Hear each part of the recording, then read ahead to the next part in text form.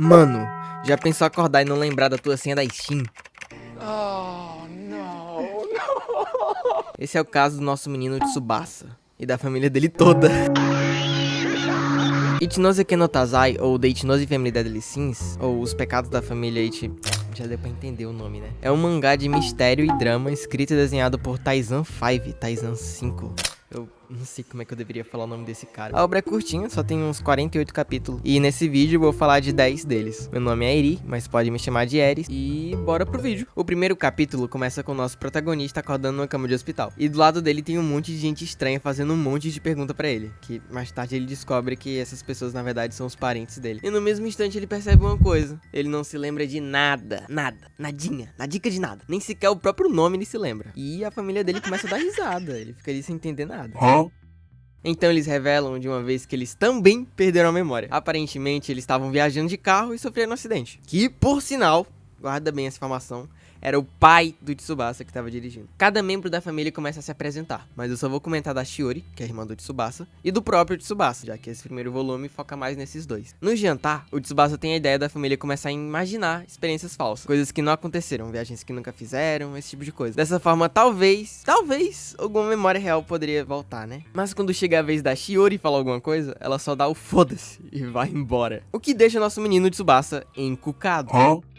No outro dia, ele tenta falar com ela, mas ela tá poucas ideias. Ela começa a chorar, diz que tem medo de não recuperar as memórias, xinga ele, e o nosso menino Tsubasa, no auge de sua sabedoria, responde: "E daí? Se as memórias não voltarem, é só sentar e fazer o L, fiota. Não tem o que fazer." Depois disso, eles fazem as pazes, a Shiori se junta à galera e começa a imaginar as memórias falsas também. No dia seguinte, eles voltam pra casa e notam que tá uma bagunça, e o nosso menino Tsubasa vai direto pro quarto dele, né? E meu amigo, esse moleque deve ter um passado insano, tá maluco? Olha pra esse quarto, velho. O cara escreveu até no teto. Os outros membros da família também devem ter uns quartos bem peculiares, julgando pela reação deles. O capítulo termina com eles jantando e... olha a cara dessa véia, tá maluco? O segundo capítulo começa com o nosso menino Tsubasa conhecendo seus colegas de classe. O único colega que vale a pena destacar aqui é o Goat Nakajima. Ele fala pro Tsubasa que é o melhor amigo dele, e os dois começam a se divertir muito juntos. Depois de um dia inteiro de aula, o Nakajima diz pro Tsubasa passar na sala no fim da aula, que a turma inteira tinha feito uma festa pra ele. O que eu não sei vocês, mas eu acho bem suspeito. Eu duvidaria. Eu duvidaria desse cara. E assim que ele entra na sala, jogam comida no nosso menino Tsubasa. E antes de continuar, eu queria ressaltar que esse quadro não precisava ser tão bom. Olha o quanto de detalhe e capricho o cara colocou nesse quadro, velho. Puta merda.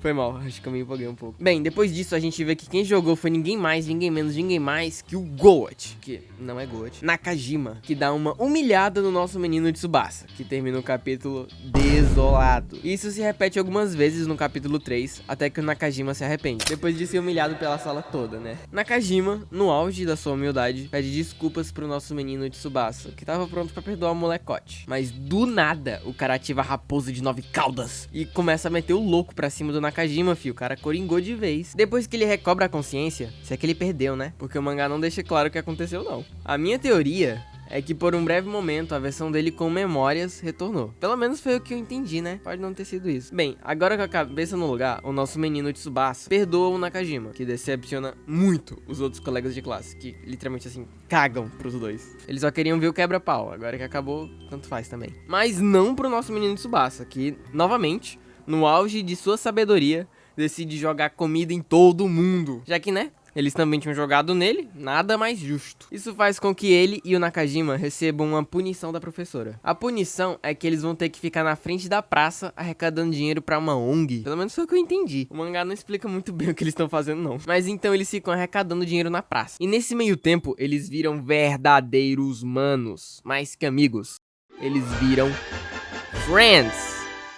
Até que chega um homem dando umas moedinhas. E do lado dele está ninguém mais, ninguém menos, ninguém mais que a Shiori, com um visual bem diferente. Quando ela percebe que o Tsubasa tá ali, ela finge que não conhece ele e vai embora com o cara. Que, digo assim de passagem, parece bem mais velho que ela. Obviamente, o nosso menino Tsubasa também nota que tem parada errada. E ele e o Goat, que não é Goat, Nakajima, começam a seguir eles dois pela cidade toda. E esse é de longe o meu capítulo favorito. É bem divertido ver eles tentando espiar a conversa sem serem notados. Depois disso, mais tarde, ele vai conversar com a Shiori, que tenta desconversar com ele, mas o Tsubasa acaba entrando no quarto dela do mesmo jeito. E meu Deus, eu nem consigo lembrar a última vez que eu vi tanto coelho em um anime.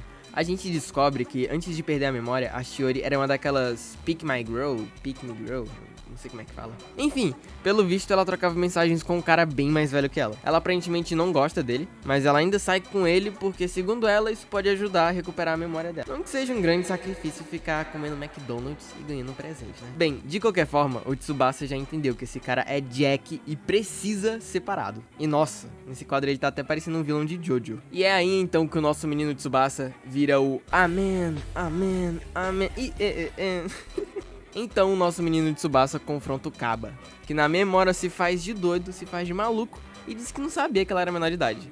Jura, o cara rapidinho dá um chá de sumiço, fi. Depois de resolver as coisas, a Shiori e o Tsubasa voltam pra casa e o pai deles diz que eles vão viajar no final de semana. E assim, eu não sei vocês, mas eu pensaria 2 vezes antes de entrar num carro que esse cara tá dirigindo.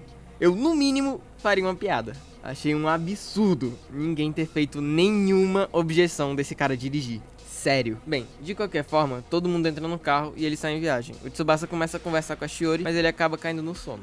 E quando ele acorda, tá todo mundo dormindo, menos o pai dele, óbvio. Ele nota que eles estão tomando um caminho bem diferente do que eles deveriam estar tomando, e ele pergunta pro pai dele onde é que eles estão indo. E o cara ignora ele completamente e começa a meter uns papos muito tortos. Então assim, fica um clima de merda no carro. E assim, como um grande fã de Erased, foi impossível eu não lembrar daquela cena do Satoru e do Yashiro no carro. Sério, é igual. Então, do nada, ele vira o carro com todo mundo dentro. Quando o motorista do carro decide que vai matar todo mundo, não tem muito o que fazer mesmo, né? Um tempo se passa e o nosso menino de Tsubasa acorda numa cama de hospital, de novo, sem memórias, pela 2ª vez. Eu nem sabia que isso era possível, cara. Como é que alguém, em menos de uma semana, consegue sofrer de amnésia 2 vezes? E pra piorar, os parentes dele tudinho também perderam as memórias de novo, o que me deixa mais incrédulo ainda. Ou essa família tem uma memória muito frouxa, ou esse autor já coringou de vez, ele tá metendo louco pra cima de nós. Mas, se você prestou atenção, percebe que esse cara não é o pai do menino Tsubasa. O que aconteceu com o verdadeiro pai do Tsubasa? Quem é esse cara que apareceu do nada? Nunca saberemos, porque essa foi a análise de hoje e provavelmente eu não vou mais trazer análises desse mangá em específico pro canal. A não ser que vocês tenham gostado muito e queiram mais, né? O que eu acho difícil. Mas se tu gostou, deixa aí nos comentários, pô. É de graça e a tua mão não cai. Enfim, o vídeo foi esse e a gente se vê no próximo vídeo, né, rapaziada? É isso. Valeu, meus manos.